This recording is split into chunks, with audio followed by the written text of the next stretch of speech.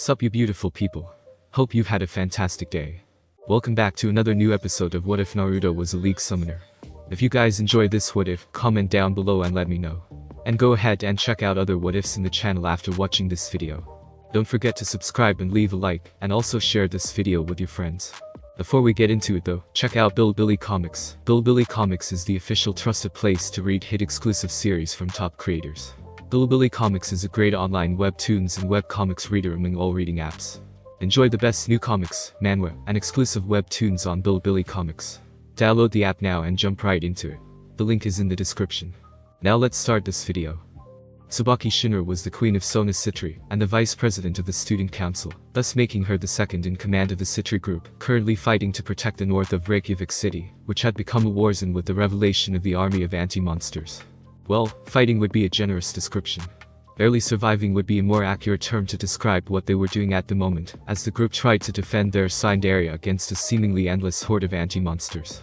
All of which had been specifically designed to target their weaknesses while being accompanied by magicians. It also did not help that they were one member short, as Momo had to stay behind with the other bishops to hold the barrier around Logardalshall Sports Center area. They say, finish them. Sona shouted as a blue magic circle with the crest of the Citri appeared in front of her hand, and summoned a gigantic water serpent that dashed forward and swept across the area in front of them, and effectively removed the anti-monsters that tried to sneak up on her servants. Yes Kaichu. Dragon shot. The Sekirute shouted back, gathering his energy into an orb in front of him, before grabbing it with his boosted gear, to launch a beam of concentrated demonic power, and multiplied energy at the group of monsters. Destroying an entire area in front of him and killing several monsters in the process. However, it did not take it long for the remaining monsters to be joined by others, and pick themselves up to continue matching on toward them. Their resistance to demonic powers proved to be extremely difficult for them to overcome, even though they had two dragon-type sacred gear processors among them, as they were both being occupied by dragon monsters that were targeting them. How is there so many of them? Saji gritted his teeth and asked as Isayari retreated back and started boosting up his energy again. Can a single person create this many monsters by himself? Our enemy is the possessor of Annihilation Maker, a top-tier Longines sacred gear with the power to destroy the world. Its potential is only limited by its user's imagination. Tsubaki answered as she used her magic and called down a powerful bolt of lightning from the sky, to empower another water serpent that was summoned by Sona, increasing its offensive power as it wrapped around a large monster. It is said to have destroyed countries in a matter of hours in the past. Seriously? Focus Issei. We can't afford to lose our concentration here. Sona firmly reminded him, making the Sekirute nod his head in understanding before he discharged another dragon shot. In all the years that she had trained with and used her sacred gear, Tsubaki had never reached the condition for its balance breaker so fast. Mirror Alice allowed her to create a mirror that if destroyed, reflects double the damage on the attacker, giving her a better chance than the other members of Sona's peerage, as she fought her enemies with the combined strength of her magic, and the same powers that they used to attack her with. Her balance breaker, meanwhile, led her to summon demons that had different abilities from her mirrors, but the conditions to activate it was to use Mirror Alice to perform a certain number of counterattacks. In a fight that she was slowly being overwhelmed by a large group of enemies, Tsubaki met the conditions to activate her Nostalgia Mat Tea Party, allowing the vice president of Kuo's student council to call to her aid numerous demons that took on the form of large animals with different abilities. But even with them she was still having a difficult time pushing forward. Tsubaki-senpai. Watch out. Tsubaki heard Saji's shout and looked up to see a purple beam of energy coming at her from above, being fired by one of the dragons flying on the sky. The queen of Sona Citri wasted no time conjuring her mirror to reflect it, but it was immediately shattered upon impact, leaving it to continue to advance toward her. But before it could swallow Tsubaki and fatally wound her, Naruto had jumped down in front of the queen of Sona Citri, with the glowing shield of daybreak in his hand, and used it to shield her from the attack, causing the beam to disperse into multiple smaller ones around them. Destroying the ground around Naruto and Tsubaki, but the blonde stood his ground, a crater appearing under his left foot. Naruto then waited till it had vanished to lower his shield down, and brought out the Whisper in its full rifle form. It took only half a second for the League Summoner to take aim and fire at the dragon anti-monster, blasting off its ribcage with an empowered force shot. Over a dozen more arrived to attack him, but Kaisa dashed across the sky in her killer instinct, and took them all down. The years of fighting dangerous and gruesome Voidborn in the void, allowed her to make quick work of the anti-monsters. Ryuke-senpai? Naruto asked as he turned his head around and looked at Tsubaki, but could only nod her head in response before looking around the battlefield. Aya's Gremory had joined the fight and were currently fighting alongside her master, the two heiresses sending waves of their combined demonic powers at the anti-monsters around them, pushing them back and allowing Naruto's champions to quickly go in and finish them off before they moved on to the next ones. Wait, are they KDA? Tsubaki asked in surprise, noticing the unique appearances of Naruto's champions. Want a signature? Evelyn asked, making the bespectacled woman flinch as she appeared behind her. Tsubaki spun around and looked warily at the silver-haired demon, who licked the blood on her nails, as she dragged a dead member of the hero faction in her hand, his body horribly disfigured. Seriously, Evelyn, do you really need to drag a body with you? Naruto narrowed his eyes at Evelyn, who stifled a soft, lustful giggle. Can a girl enjoy a little bit of fun? Those monsters don't spill blood when I shove my lasher into their chests, you know. Whatever, just go help the others. Naruto told her, and Evelyn flashed him a flirtatious wink before darkness wrapped around her, and she seemingly vanished, but Naruto could feel a hard squeeze at his crotch, before several anti-monsters and magicians began to drop dead on the ground. Sorry about that, senpai. It's okay, Uzumaki-kun. Tsubaki shook her head and answered before holding up her hands, making several magic circles appear. Come on, we are close to the first group of barrier magicians. Let's take them down. Roger that, senpai. Grinning and nodding his head at Tsubaki, Naruto summoned Starfire Spellblade in his hand and spun around, slashing the blade horizontally to send out a wave of divine flame with holy attributes at a group of anti-monsters, serving their torso from their lower bodies before burning them down and removing them permanently from the fire. Not stopping, Naruto started pushing forward, removing the rifle sniper barrel of the Whisper to wield it in pistol form alongside his holy sword, eliminating monster after monster, magician after magician as he, Rias and his champions aided Sona and her peerage, slowly but surely gaining the upper hand in their battle. Kaichu, Rias-senpai. Tomo Meguri, currently the only knight of Sona's Citri, shouted as she pointed her hand at a group of magicians, who were currently standing around a large device with a large crystal on top. The place was also heavily guarded, with a large number of magicians and members of the hero factions. Based on the intel that they had been able to gather and Azazel's analysts before the battle started, the device was used to increase the area of effect of those magicians' barrier magic, allowing them to encase the entire Reykjavik within it. There were 3 other devices like that around the city, and each peerage had been tasked to take it down as quickly as possible, with Naruto acting as reinforcement that moved from one location to another. Let's do this, Sona. Ria said as she began to gather her demonic power, creating multiple softball-sized bullets that she fired at the group of magicians that came charging at them, blasting them off, and even sending back those who used barrier magic to protect themselves from her attack. Those who survived the first wave of her assault were then instantly dealt with by Sona, who summoned a dragon made of water and sent it at them, finishing them off before washing away. Everyone, focus everything you have on that device and those magicians. The president of the student council ordered as she controlled her water dragon to fight a massive anti-monster that suddenly appeared before them, holding it back until the 2 male members of her peerage Saji and Issei joined the fight.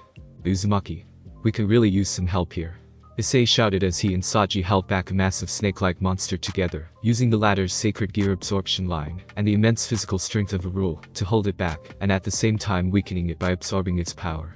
Naruto wasted no time to charge at the monster, and then allowed Issei to boost him up, launching himself into the air before bringing Spellblade Starfire down its skull, driving his blade right down its head, and killing it with a wave of divine flame. The monster slowly dissolved until only nothing was left, allowing Naruto to jump down. But there were no time for celebration of praise, as a group of heroes charged at them. Almost as soon as his left foot touched the ground, Naruto jumped up and sent his knee in the fact of an enemy, knocking him toward Issei and allowing the pawn of Sona's Citri to finish him off with a left hook. Using his sacred gear, Saji joined them, tying a magician up with his energy-absorbing line before swinging and then throwing him away.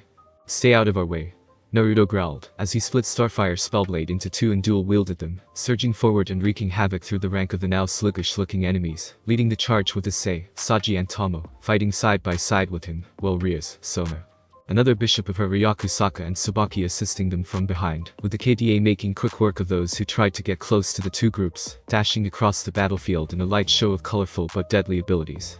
Hey Rias.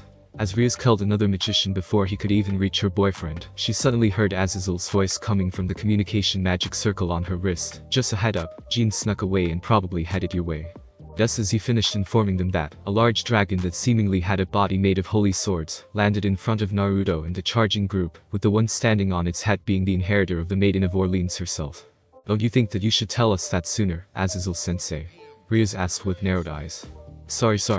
Rias heard the governor of Grigori chuckling humorously before the call ended, allowing her to turn her attention back to Jean, who smirked down at Naruto and the others, as she summoned numerous holy swords for the other members of her factions. The Holy Sword Dragon unleashed a roar that shook the ground, but Naruto was not impressed by the display of power. Minotaur Arsenal Balance Breaker. Multiverse Transcendence. Just when Jean was about to order her balance breaker, Stake Victim Dragoon, to attack the devils beneath her, an announcement was heard just before Naruto's swords caught fire and began to change shape, taking on a more primal design with the upper half and tip of the blade glowing a dark orange light. His whole body began to glow with the same colored aura before he lowered himself down and then shot forward, seemingly disappearing as he joined his swords into one single blade, the weapon of Dragonslayer Kale that she had used to slay so many dragons in her story, and used it to slice through the dragon's neck, severing its head from the rest of its body, and causing Jean to fall down. How? The inheritor of the Maiden of Orleans asked in shock while looking at Naruto as he deactivated the effect of multiverse transcendence to save his demon power, making Starfire Spellblade slowly revert back to its original form. Dragon slaying weapon. Naruto answered simply and then charged at Jean, who gritted her teeth in frustration and raised her sword to block his strike, only for the blonde to disappear once again, and reappear behind her in a Wuju stance, his blade soaking in the blood of the female hero as she was struck with 3 consecutive slashes of the Wuju sword art, Alpha Strike. A painful cry was all that the inheritor of the Maiden of Orleans could muster before she fell down into a pool of her own blood, as it sprayed out from the cuts Naruto had left on her body. The shield is down, Ari informed as her orb of deception floated back into her hand, giving her the essence of the enemies that she had killed, in order to bring down the defense around the barrier device with the rest of the group. Stay back, Ari.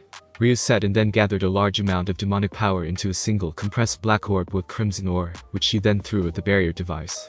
Upon reaching its target, the orb then expanded and exploded violently, swallowing and completely erasing everything that was within its 5-meter radius, leaving not even a trace of the barrier device when it disappeared. With the last magicians being taken care of by Evelyn and Akali, Naruto looked up and saw the first layer of barrier flickering unstably before it vanished. We did it. Tomo cheered and Naruto couldn't help but allow himself to breathe out in relief, but he and everyone knew that while they had won the battle, the war was still far from over. Wait guys, look. Just when Naruto was about to resummon Akali's bike so he could drive to the next location, the blonde heard a shout from Issei, and looked up to see another barrier collapsing, leaving the devil to look on in both surprise and awe. But who? Sariag. Ryu stated and then wasted no time to contact her cousin Sariag. Was it you? Yeah. We are finished here, Rias.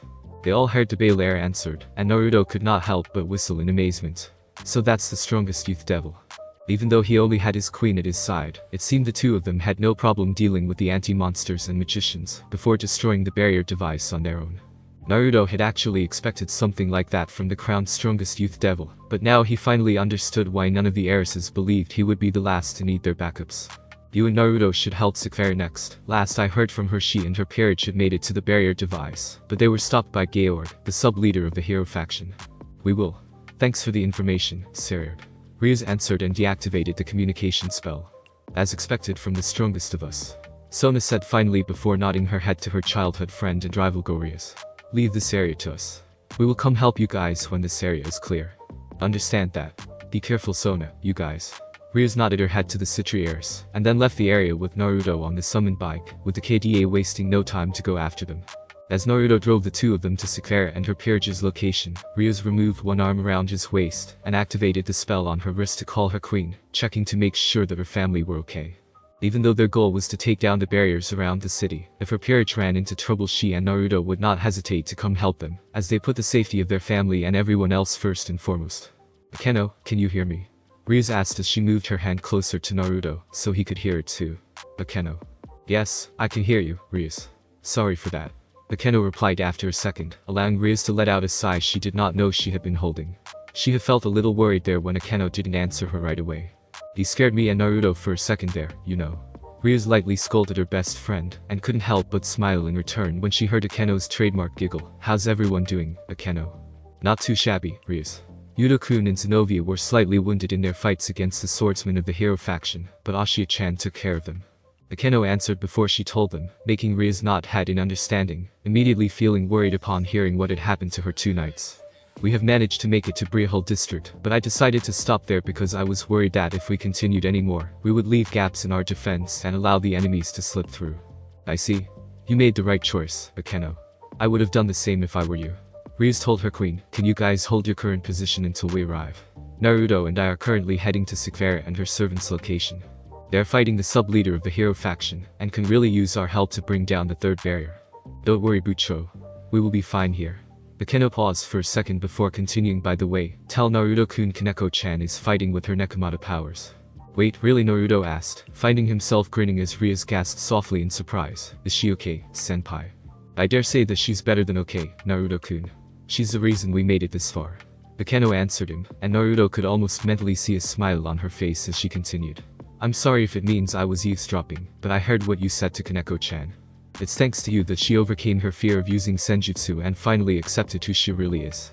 Akeno then paused for a second before continuing. It makes me wonder if I can be like her too. What are you saying, Akeno-senpai? Of course you can. Naruto answered her. There's no reason for you to hate your own blood, senpai. Being a half-fallen angel will not change the fact that you are a wonderful and amazing person, senpai. I knew you would say something like that, Naruto-kun. Akeno giggled softly in response before she continued, speaking to her best friend. I'm sorry, Rias, but it seems I will compete with you more seriously from now on. Rias widened her eyes at that, and looked like she wanted to say something, but Akeno beat her to it. Thank you, Naruto-kun. Please watch me. And with that, a massive magic circle with the crest of the Gremory household appeared on the sky before it started to rain upon the enemies below strike after strike of bluish, white and yellow lightning, lightening up the darkening sky and destroying everything they struck with their holy powers. Whoa? Naruto uttered while gasping in amazement. It was his first time seeing it, but he only knew one girl who could cast lightning magic that powerful. Is that what I think it is? Yes, Naruto. That's holy lightning, Akeno's true power.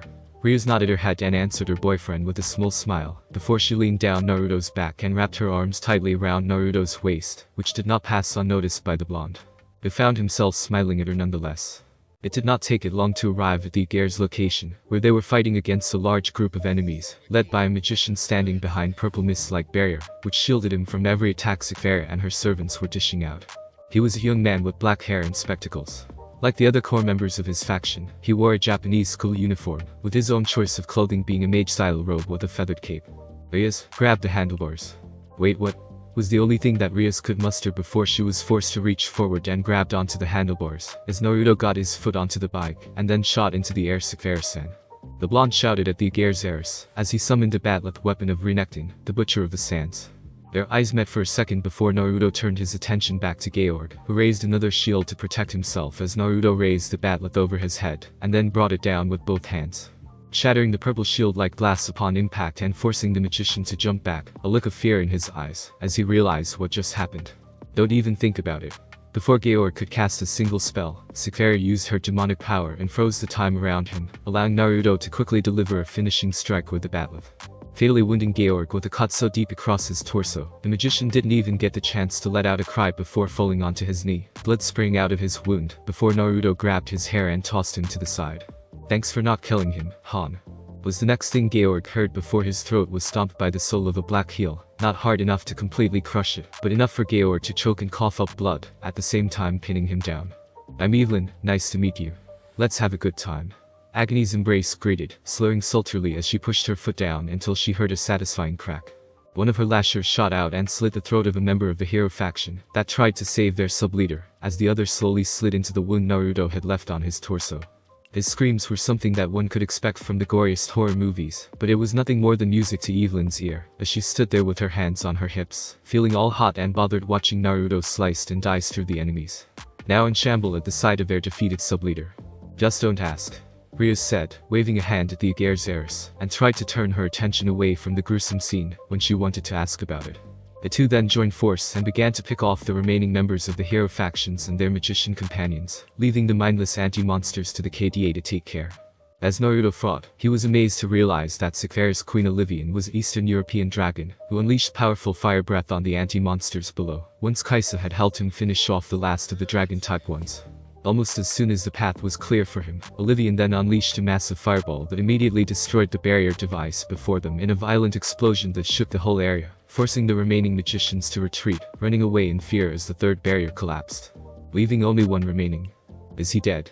Ari asked, looking at the emotionless body of Georg. He was currently lying face down in a pool of his own blood. When she tried to turn him around to check if he's still alive or not, Evelyn stopped her by wrapping her lasher around her ankle. Don't. There are children here, the demoness said, giggling softly as she wiped her nails clean of the blood of her unfortunate enemies. Best that we don't let them see my handiwork. How kind of you, Naruto said with a tone full of sarcasm as he walked past the two female champions, making Evelyn flash him a wink before the blonde walked over to where Sekigahara and Rias were standing. How were you able to break his shield so quickly like that? Sekigahara asked. Anti-shield weapon. Naruto answered, holding up Renekton's weapon. The blade was extremely heavy, weighing even more so than Leona's shield, but Naruto's now physically strong enough to wield it with just one hand. This is my first time using this thing, so I didn't know if it would work or not, but considering how some of my other weapons work, I'm glad that I was right. I see. Still, it's pretty reckless of you to charge headfirst into a fight like that. Try to be more careful next time. The Gears heiress told him, making Naruto chuckle while scratching the back of his head, before he made the curved blade disappear. Sakura then turned over to Rias and spoke to her, you two should go now. The sooner we bring the last barrier down, the better. We will come help you guys out as soon as we have cleared out this area. Understood. Good luck, Rias, Naruto-san. And with that, the two climbed back onto Naruto's bike, and he drove them away with the KDA following after them, making sure that they would have a smooth and quick run to the final group of magicians and their barrier device. The only sounds that could be heard was of the bike's engine buzzing through the eerie calm, which was rather strange, considering how the streets and the sky of Reykjavik City was flooded with anti-monsters and members of the hero faction earlier. It was as if the possessor of Annihilation Maker had finally run out of power, which was perfectly understandable considering the amount of anti-monsters he had created, hoping to overwhelm them at the start. Still, their progress to the final target was rather slow. Every so often they would come across citizens who couldn't evacuate in time and got stuck in their house, and the two would spend some time escorting them to the nearest shelters just to be safe. Once they had to extinguish a shop that had caught on fire, summoning Nami the mermaid Tidecaller to quickly put out of the fire with her water manipulating ability. A few minutes later, they even stopped to help some policemen fend off a group of anti-monsters from reaching a disaster shelter, before transporting the injured to the nearest medical clinics. Having prioritized the safety of the citizens of Reykjavik, Naruto and Rias were more than happy to help them, as much as they wanted to keep moving and regroup with their friends as quickly as possible. There they are. Rias pointed her hand, and Naruto looked to see Arena and Ravel flying in the air, raining light weapons and phoenix fire down the anti-monsters below, or at least, what were left of it. As the number of Annihilation Maker's creations decreased significantly, it wasn't that difficult for the Occult Research Club to continue pushing forward, with nothing but magicians, and the lackeys of the hero factions, left to stand in their way. Oh Kiba. Naruto called loudly and drove over to him before parking his bike next to the knight, who had just finished another magician with his sword of betrayer. Save for a few burns and cuts, Kibayudo looked fine, but with the left sleeve of his blazer missing, it was not that hard for Naruto and Rias to tell that he had been hurt there before Ashiya healed him. Lucho. Naruto-kun. Kiba greeted them with a relieved smile before looking over to the KDA, and giving them a nod of his head in acknowledgement, before the four went past him to go into battle. Yudo, are you okay? I heard you got hurt. Rias worriedly said as she jumped down from the bike and went over to check on her knight. Don't worry, I'm okay, Bucho. I was careless, but Ashiya-chan healed me. The Prince of Kuo answered while scratching the back of his head, making Rias give him a long look. We can talk more about it later. Let's focus on our main objective for now. Chuckling, Naruto patted Kiba on the shoulder and reminded them as he jumped off his bike and walked to the side to look at the battle in front of him. Noticing how Kaneko was fighting not too far from them with a pair of white cat ear and a tail poking out underneath her skirt. She seemed to have no problem striking down members of the hero faction she was fighting, despite not outright punching them and sending them flying like she usually did. Our target is over there. Kiba pointed his hand and then handed a binocular over to Naruto.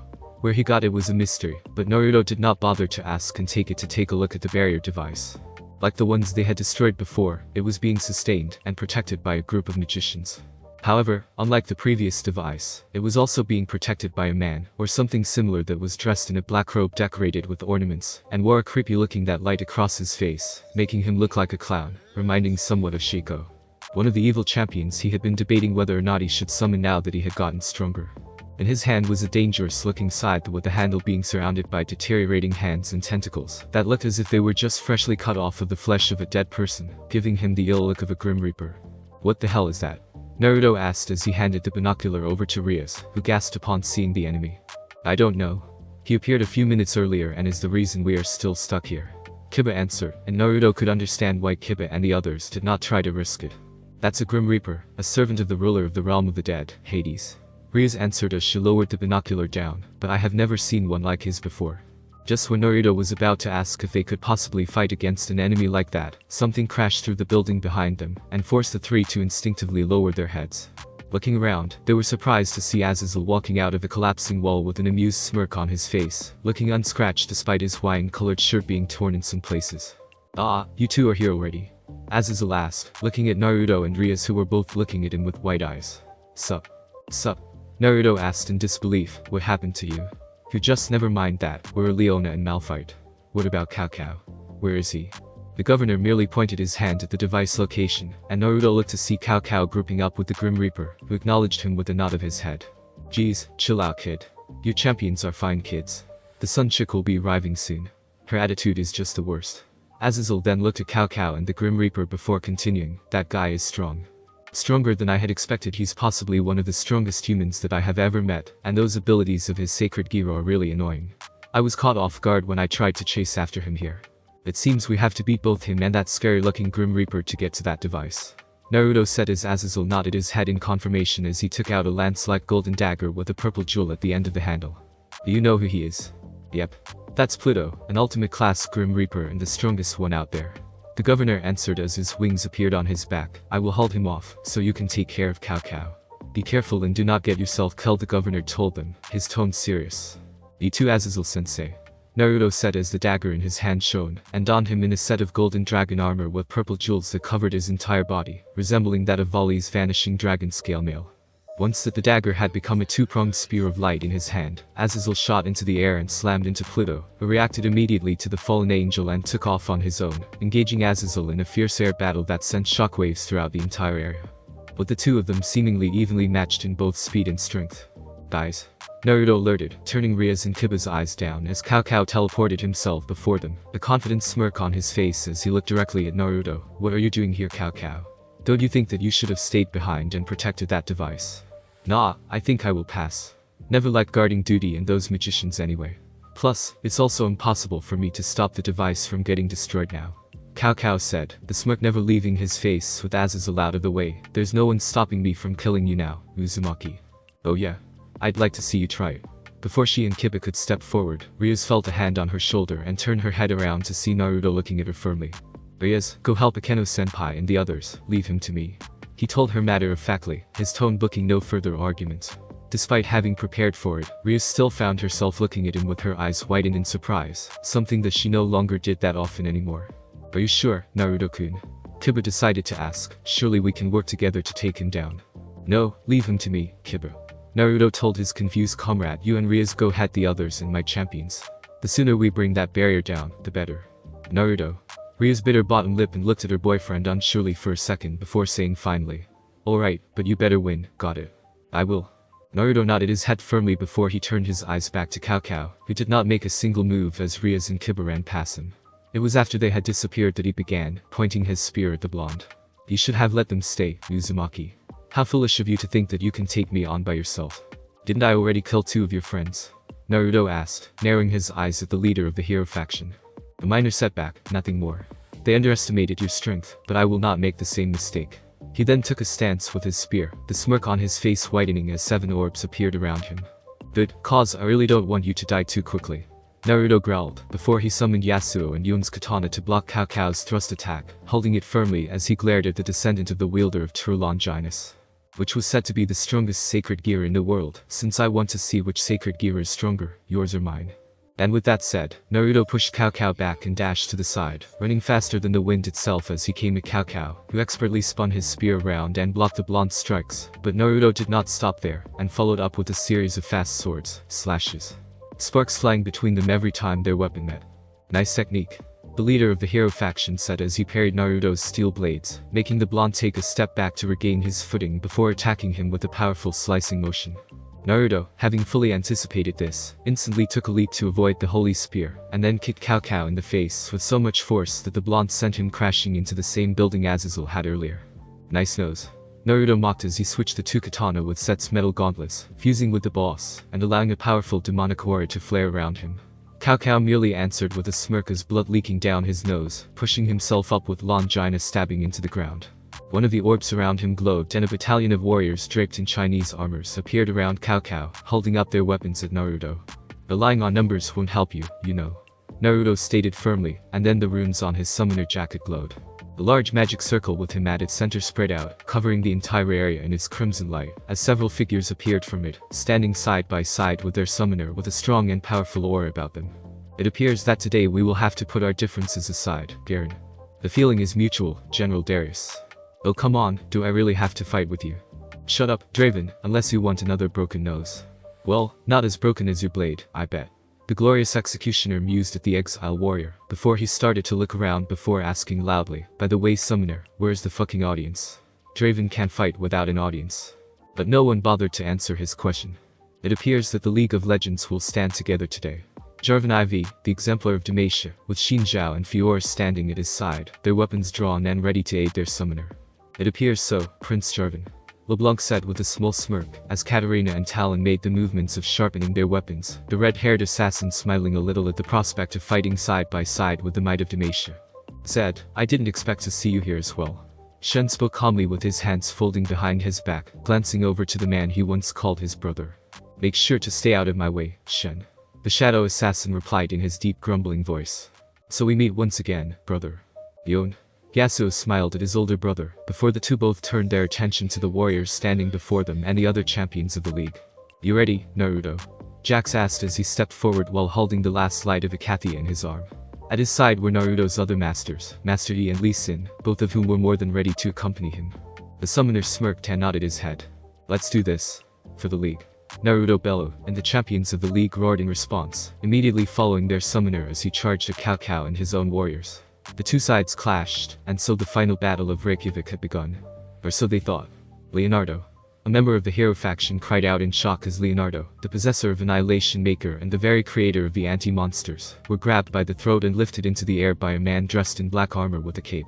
With long brown hair that went to his hips with many bangs covering his right eye. Shulba-sama. Having used up all of his strength creating that army of anti-monsters, Leonardo could barely struggle as Shulba held him above the ground, his hands gripping tightly into the man's wrist, as he gasped to breathe. What do you want? The battle here is lost. Shulba said, a small smile on his face as he put his hand forward, but we can still give this world something to remember. With that said, a magic circle appeared in the palm of his hand. What are you doing? No, stop. No. AHH. Leonardo asked in horror as he felt a strange sensation that spread across his whole body before crying out as his whole body was swallowed in a blinding white light, which soon covered the entire world itself. An earth-shaking roar was then heard, before a pair of gigantic monsters rose from the temporal headquarters of the hero faction. I must admit, Naruto Uzumaki, your power is most interesting. Cao Cao said with a smirk as he and his warriors clashed against Naruto and his champions, who seemed to have no problem whatsoever dealing with the enemies, despite being outnumbered 6-1. Thanks, but no thanks. Naruto growled, and the ground underneath Cao Cao shattered as he used True Longinus to block a straight punch from him. Despite this, Cao Cao didn't look too worried, taking a leap back to avoid a left hook from Naruto's other hand. After dodging, he attacked Naruto with a swift slash of his long spear, but Naruto blocked it with a defensive stance of having both arms raised in front of his face, using both of Set's sturdy metal bracers to stop the blade of the Spear of Destiny. Using the force Cao Cao had attacked him with his momentum, Naruto jumped to the side, the world around him blurring as he moved at super speed and disappeared into darkness, using Evelyn's ability to get behind Cao Cao, fists already moving back for a punch. But things didn't work out as he planned. Cao Cao spun around as though he had predicted what Naruto would do, parrying his attack with the blade of his Longinus, forcing the blonde to back off. Naruto glanced at the steam rising from the cut on his cheek, from where Cao Cao had cut him with the tip of the Longinus. Even with Set's healing ability and endurance, the cut was closing up at a much slower rate than normal as pain seared into his flesh. The spear was said to be powerful enough to vaporize even ultimate class devils, so Naruto knew very well his next mistake could very well cost him his life. The air around Naruto began to turn cold as he fused himself with the Nivea, the Cryophonics, making the cut on his cheek disappear almost instantly, with the combined healing power of Set and an immortal phoenix. The ground under his foot cracked as he shot toward Cao Cao, raising his left arm to block a swing from the leader of the hero faction, before throwing a punch at his face, only for Cao Cao to block it with the handle of his spear. Their fierce clash resulted in a series of powerful backlash of cutting winds flying across the battlefield, gouging into the ground, and proving each other to be evenly matched. Until suddenly one of the 7 orbs floating around his began to glow before Naruto felt his feet leaving the ground without his volition. His eyes widened as he flailed in the air before he was thrown toward a nearby building at neck-breaking speed, the force giving him barely enough to spin around in midair and landed with his feet, breaking the wall before he himself was sent crashing into the building. Cao Cao smirked, feeling satisfied with his attack, only to find himself widening his eyes when Naruto shot out with a pair of icy wings on his back, Starfire Spellblade in hand. Sparks flew between them as Cao Cao blocked Naruto's sword strike with his spear. This did not deter Naruto, and he continued with a series of Wuju swordsmanship, forcing Cao Cao to a defensive ground, until Cao Cao parried his strike and thrust his spear toward the blonde's abdomen, forcing him to lean to the side to dodge.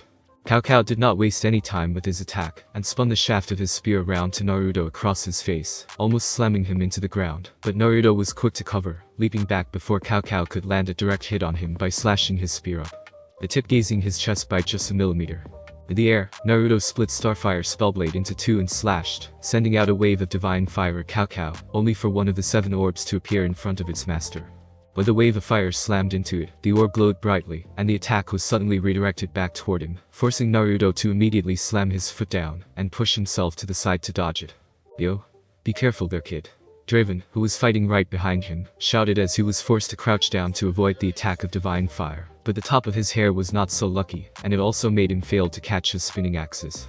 That was not me, was all that Naruto could say to answer the glorious executioner, figuring that it must be one of those annoying abilities that Azazel had mentioned, before he quickly turned back to face Cao Cao. He smirked as he spun his spear around and unleashed several powerful holy blasts at him. Naruto ran and flipped to dodge, taking off and flying above Cao Cao to prevent those holy blasts from hitting his champions who might not notice, but it did not seem to be a problem. Noticing the slight opening, Naruto then shot down toward Cao Cao, who then stopped spinning his weapon and sent a barrage of lightning-fast thrusts at the blonde, his spear extending and retracting at even faster speed to reach Naruto, only for him to maneuver through it all, breaking the sound barrier as he increased his speed even further with one hand rearing back.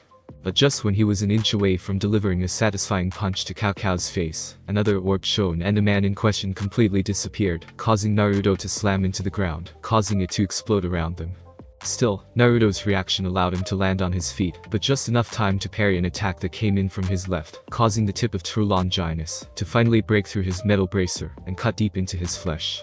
Grunting in pain, Naruto spun around and punched the spear away with his other hand, his whole body glowing brightly with yellow electricity, due to the immense damage that he had just taken. The blast that he unleashed was powerful enough to break and then shatter the rings around the spear, but not the sacred gear itself, as Cao Cao spun it around to dissipate the force of Naruto's punch. I will admit, Naruto Uzumaki, that you are as strong as I have expected you to. Cao Cao said as Naruto got up, the smoke coming from his arm disappeared as his wound healed up. However, Naruto could feel a great amount of his demonic power had disappeared due to the holy power of True Longinus, but he refused to let it show on his face as he looked at Cao Cao, who pointed his spear at him. But I will be honest, I'm disappointed. How so? Naruto asked with a tone full of sarcasm. Cao Cao gave an amused chuckle before answering, spinning his spear around and placing it on his shoulder. When I heard you had enough power to drag Great Red out of the dimensional gap and allow the Ouroboros dragon to return to her home, I thought you were a monster and expected you to have the power to single-handedly defeat us all by yourself. True, you have killed Jean and Georg, but I do not believe that you can challenge Great Red at your current level of power. Why don't you summon Aurelian Soul and one-shot me with whatever power that you will acquire from it? Let's just say that I just want to beat the crap out of you, and then either give you over to a champion of mine who is specialized in torture, or stab you with your own fancy spear. Naruto answered with a growl, but Cao Cao merely smirked mockingly back in response before throwing an accusing finger at him. You want to know why? It's because of you and your shitty fucking group that the MSI is cancelled. Do you have any idea how long I have waited to watch Elite Tournament live? Cao Cao's sweat dropped, but then felt a chill running down his spine. But what pissed me off the most is that you think you can just show up randomly in front of me and threaten me, the people that I care about, and everyone in this beautiful city just like that. Naruto's tone then lowered as he gave Cao Cao a murderous glare. If you think I'm just going to kill you, Cao Cao, you are dead wrong. Scumbags like you cannot be allowed to continue to live in this world. And don't worry, I am not gonna make it quick. Big words coming from a dead man, Uzumaki. Cao Cao smirked as he lowered his spear down to take a fighting stance with it as he spun it down. Let's begin round 2 then, I will show you why you cannot. Promotion Bishop. But before he could even finish that statement or taking that stance he had intended to, Naruto had already appeared in front of him with a greenish aura of the Wuju Styles Highlander art radiating from his body, allowing him to move faster than he had ever been in his life. Then slammed his elbow into his face, making Cao Cao turn his face with a painful twisted expression, before he was launched through an entire building. Crashing into the ground once, Cao Cao then flipped around to regain his footing, but found his eyes widening when he looked up and saw Naruto right in front of him, no longer wielding Starfire Spellblade or Set's metal bracers, leaving his bare fists to be covered in a mini lightning storm of the Stormbringer. The teleportation orb, a Siratana, instantly teleported him away before Naruto's lightning attack could come in contact with his body, allowing him to instantly appear behind the blonde with his spear ready to impale his chest. Due to the fact that they had moved to a location away from Naruto's champions and his warriors, Cao Cao did not see one of his summons disappearing from the fight, and it was none other than the Master of Shadow himself, Zed. With his ability, Naruto was able to release a shadowy figure of himself from his shadow, and swapped his place with it before Cao Cao could stab him, causing his spear to impale into the ground, before the shadow itself punched him in the gut, mimicking the blonde's movement. Blood and saliva flew from Cao Cao's mouth as he coughed, having just to push himself out of the way before Naruto could attack him from behind. You didn't think it was that easy for you, did you? You think I've been fighting you with my full strength? No, Cao Cao, I was just being cautious. Naruto asked, creating a metal, spinning shuriken of the Shadow Master, and threw it at Cao Cao, fully expecting him to return it with that redirecting ability of his. What he did not expect, however, was the fact that Naruto hid a smoke bomb in his shadow that detonated before the shuriken was sent back, covering the area Cao Cao in a constantly expanding cloud of smoke. I have figured out all 7 of your abilities, 5 of which you have shown me. Stealthily, the blonde ran around within the black smoke, using Evelyn's shade for extra measure, and rapidly threw Zed's shuriken at Cao Cao. Several of which he was able to parry, send back or completely destroy with the Theratana, the treasure that allowed him to destroy all weapons, but he could barely keep up with the speed that Naruto used to dash in and out the smoke, and slash him with Zed's assassin blades, which were empowered by the use of Ord's power, increasing its damage even further with the divine fire of the Forge God. You can't use the last 2 of your abilities, can you? Or at least, you cannot use them against me.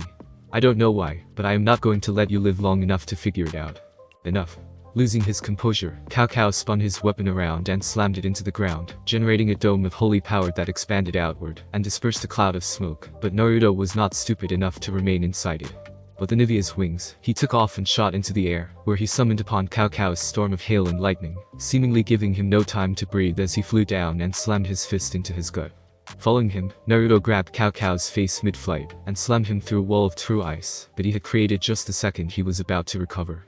The pain of Naruto's attacks were immeasurable, but Cao Cao bit the inside of his mouth and endured through it all.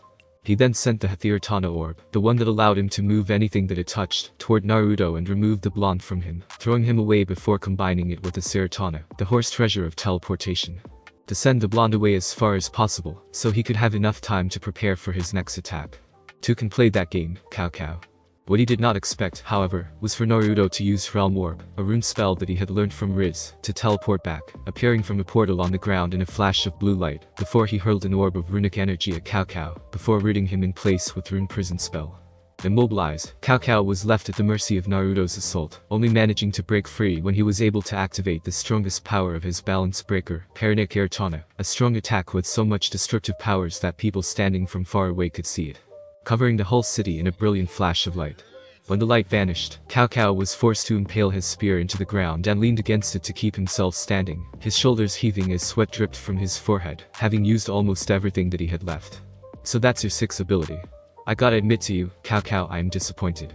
Cao Cao then heard Naruto's voice, and was shocked to see Naruto emerging from a cloud of smoke unscratched, being protected by a barrier of strong winds that were being maintained by another champion of his. She was a beautiful woman whose snowy white hair was standing upward and moving as if it was being blown by a strong gust of wind, as she floated above the ground beside her summoner, wearing a scanty set of outfit that were matched the color of her, and left very little of her voluptuous body to the imagination.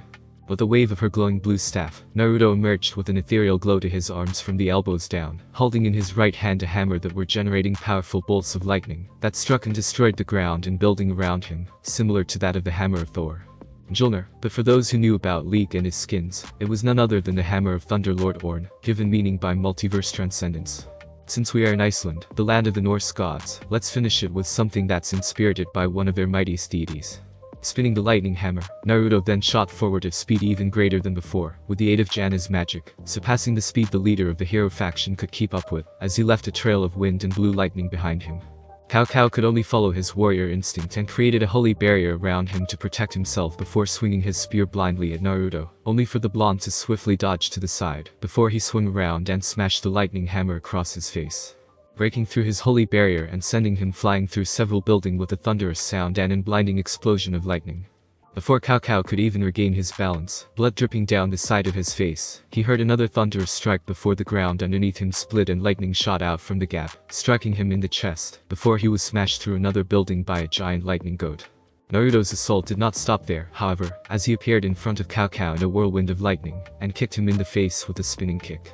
The blonde then followed up with a left hook, his fist crackling with the same electricity of his hammer. Cao Cao tried to block it, only for Naruto to stop his fist suddenly, and swing his hammer up, smashing him in the chin and sending him into the air. Because the blow was far less devastating than the previous one, the leader of the hero faction was able to recover and force Naruto back with a wild swing of his spear, which Naruto blocked with the side of his hammer. An explosion of lightning and holy powers shook the area, but Naruto stood his ground firmly and attacked Cao Cao with a series of powerful, devastating blows, sending out shockwave after shockwave when their weapons met. Cao Cao was able to block Naruto's hammer strikes, but by putting his all into doing so his other fist wasn't something that he could easily follow, and so he was punched repeatedly in the face, chest and stomach. Using Kahabite Tana, Cao Cao created more warriors to his aid, only for the blonde to immediately destroy them with his hammer strikes. When Naruto came at him again, Cao Cao was forced to use one of his warriors as a shield, but Naruto simply smashed right through it, and continued to bring his lightning hammer down upon Cao Cao, who raised his spear above his head to block it, but he was still forced onto his knee. And then suddenly, crack. While Cao Cao was utterly speechless, the words dying in his throat, as he could only stare at the crack that had appeared on the shaft of his spear. The possessor of True Longinus only had enough time to contemplate what this meant before he forced himself to dodge Naruto's attacks, instead of using his spear to block them, realizing whatever that hammer the blonde was wielding, it had the ability strong enough to break down his sacred gear. Naruto, meanwhile, did not let him off the hook that easily, attacking where the spear was to force Cao Cao to block it, even if he did not want to, increasing the strength of his hammer strikes each time, sending out arcs of lightning that carved into the ground.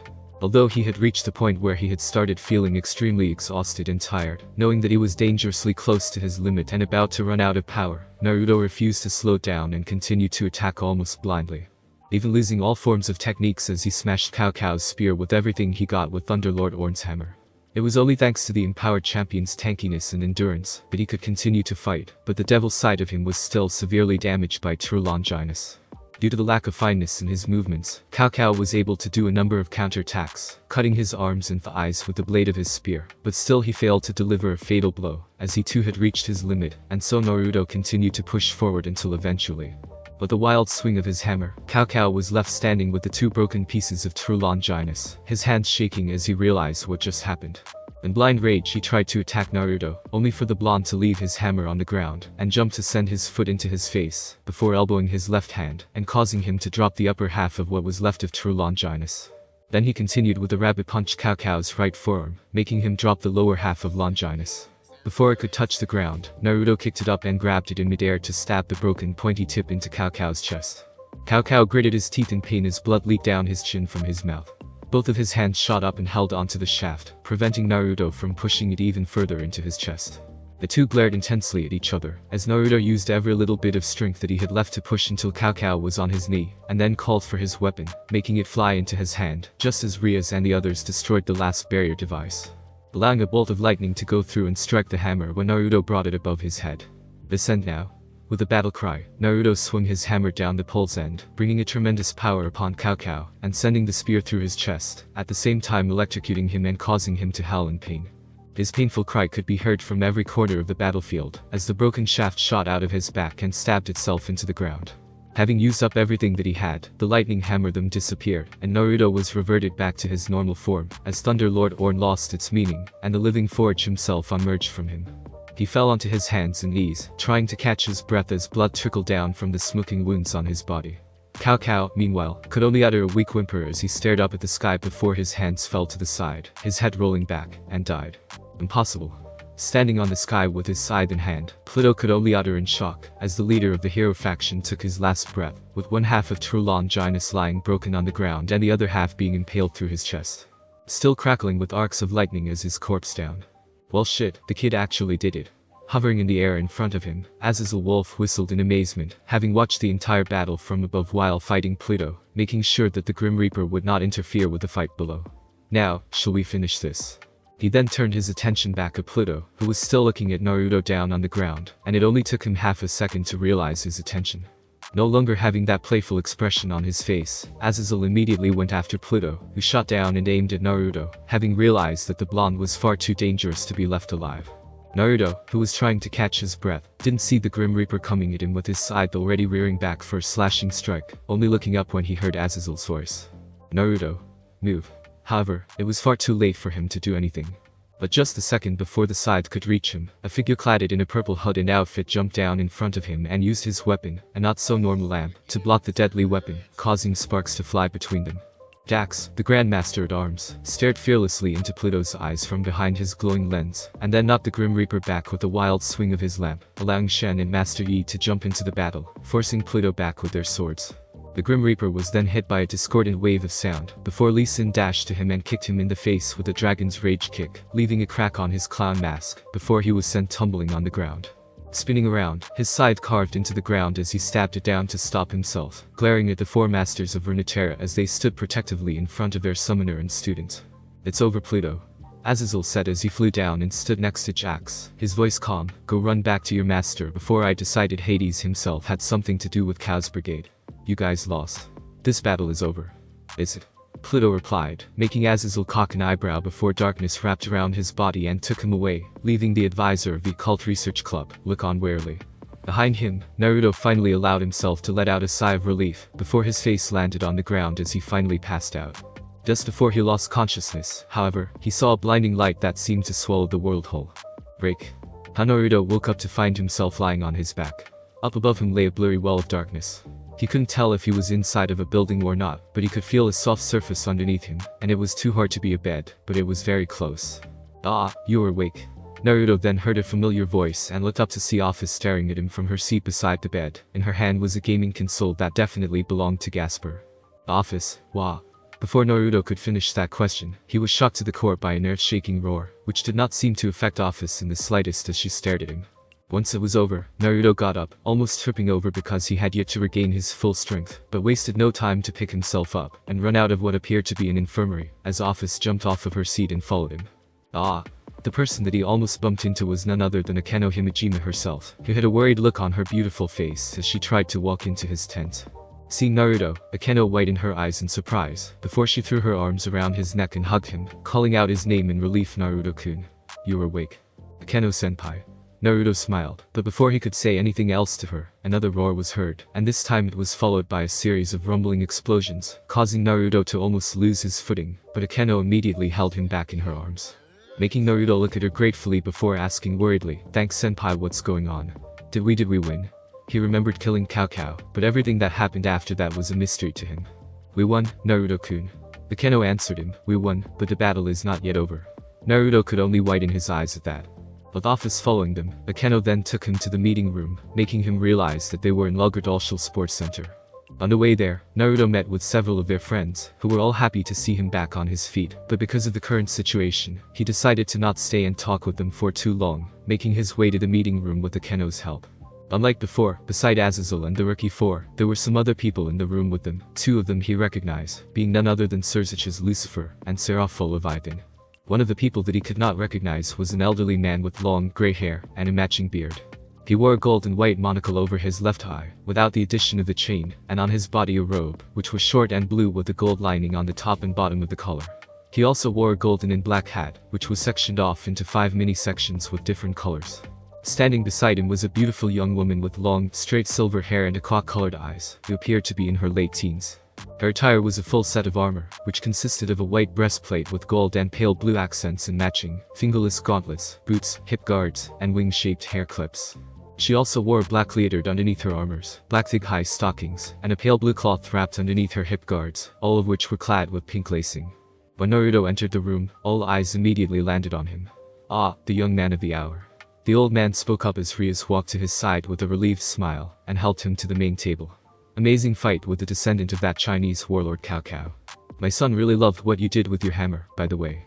He liked you so much that he decided to give you a little help with that bolt of lightning." "Your son?" Naruto asked in confusion as he came to stand at the bed, before it hit him and made him widen his eyes in realization. "You mean Thor? Does that mean you are Odin?" "No, I am Frigga," the old man said with a small smirk, making the young woman standing at his side cough softly into her hand. "Of course I am Odin, brat." "Sorry," Naruto replied with a deadpan expression, his tone contrary to the word that he said. "Heh, absolutely no respect for authority, but I like it. It seems you are more like my son than just that whole hammer swinging thing." Odin chuckled as he crossed his arms on his chest. "Surzic-sama, Seraphol-sama." Naruto spoke to the two leaders of the devil faction respectfully, making Odin snap his head back to glare at him, while the Valkyrie, Naruto assumed, did her best to hide her smile behind her hand. "What's going on out there? See for yourself, Naruto-kun." Surzicha said and then activated a magic circle on the table, showing the image of a gigantic 150-foot-tall monster with a long neck and a monstrous face, with wings sprouting from its back. It had scales covering its entire body, and 4 massive claws attached to its long fingers, looked sharp enough to slice through steel. A long tail jutted from its hind end, and bird-like legs with dinosaur feet finished the creature's appearance. But it was not the only one. Surzichus waved his hand above the magic circle and switched the scene to another, even more terrifying-looking monster, which had to be at least 200 meters tall, towering over every building in the area. Its angry roar rolled like a nuclear blast. Other smaller forms darted toward it, circling the gigantic monster. Naruto saw flashes of light, and realized a small army of devils and Valkyrie clad in armor similar to the one beside Odin, and riding on winged horses, was trying to fight it. But there was little that they could do to the giant monster, as it continued to march on alongside its smaller but no less terrifying brother. Those 2 monsters appeared soon after you defeated Cao Cao. Azazel explained, Bandersnitch and Jabberwocky are what we are calling them, and from the information we have been able to gather from the captured members of the hero faction, it seemed to be the balance breaker of Annihilation Maker's possessor. Those are anti-monsters at their finest, created and built to fight against every being in this world. No, not everything. Naruto shook his head, making everyone in the room look at him. He could understand why everyone was having so much trouble fighting those 2 monsters, because they were anti-monsters. But just like the smaller ones that he had fought, his champions were the answer as they were beings who came from another world. You have already done enough, Naruto-kun. Surzichus shook his head and said, defeating a leader of the enemies is no small feat, and your power is already running too low to allow you to continue fighting. Also, there's a reason why we asked Rias and the others to stay here. His tone softened as Naruto looked around the room, and saw the look on Sariark and the heiresses' faces, realizing how much they wanted to be out there and fight. Those monsters are unlike anything we have ever seen. It is dangerous out there. But I can't just sit here and let those monsters rampage around either, Surzicha-sama, when I have the power to take them down, right here. Naruto argued as he raised his hand up and showed Surzichus the glowing runes of Summoner on the sleeve of his jacket. Although, it was glowing very weakly, showing the exhausted state of his demonic reserve. Sona Kaichu, can you ask Issei to transfer some of his power to me?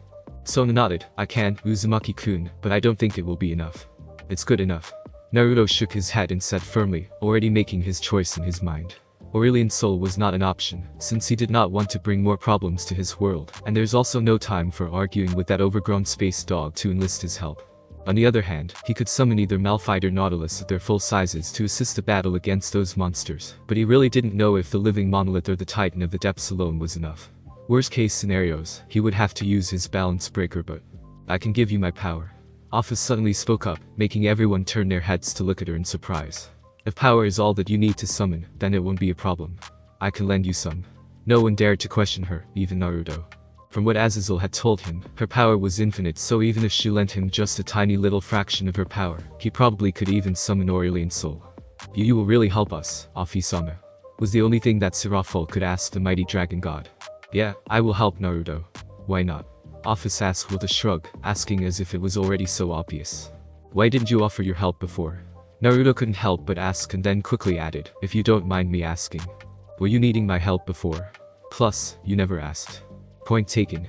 Naruto said with an amused chuckle. Right, so that's one problem solved. Azazel nodded his head and then continued, but who are you going to summon, Naruto? Aurelian Soul. With him I believe I can defeat those 2 monsters by myself, but Naruto then paused, as he noticed something poking out of Sekvara's skirt pocket, the upper body of what seemed to be a Gunpla, a Gundam action figure, which was very popular among mecha anime fans and model enthusiasts in Japan. What was it doing there inside the pocket of a cold and serious, no-nonsense young woman like her was beyond him, but she didn't notice that it was almost falling out. Sekvara-san, can I borrow that? Naruto requested, pointing his hand at the toy. Ha! The Aguirre's heiress raised an eyebrow in surprise, before she followed Naruto's finger, and looked down to see the Gundam action figure sticking out of her skirt's pocket. Sure, but what for? She asked, and took the toy out of her to hand it over to Naruto. I think I know what I'm going to summon, Naruto said as he looked at the toy in his hand before he lowered it down the table and looked at every devil around him. But I'm gonna need everyone's help defeating those 2 monsters. Would you like to enlighten us, Naruto-kun? Surzichus asked, looking at the blonde in interest. Has anyone watched a movie called Pacific Rim? He asked and raised an eyebrow when he saw Sekvara just literally thrusting her hand into the air, an excited and gleeful look on her face that he absolutely did not expect her to have. Azazel soon followed, albeit a little slower before a couple more hands were raised. What about the sequel? To his surprise, everyone lowered their hands down. Everyone but Sekvara Gears. Is she a mecha attacker or something? He couldn't help but wonder with a sweat drop. That really ruined her serious image to him, but then again his girlfriend was an otaku and a Japanophile. Plus, Naruto couldn't help but think that's its kinda cute and made her less scary. Okay, so here's what we are going to do. Naruto said and then put the Gundam toy in front of the images of Bandersnatch and Jabberwocky. Thanks for listening. I do hope you enjoyed. If you want the next part of this video, like, subscribe and comment down below, and turn on the bell notification. And also check out other videos that I have created and enjoy. See you in the next video. Peace.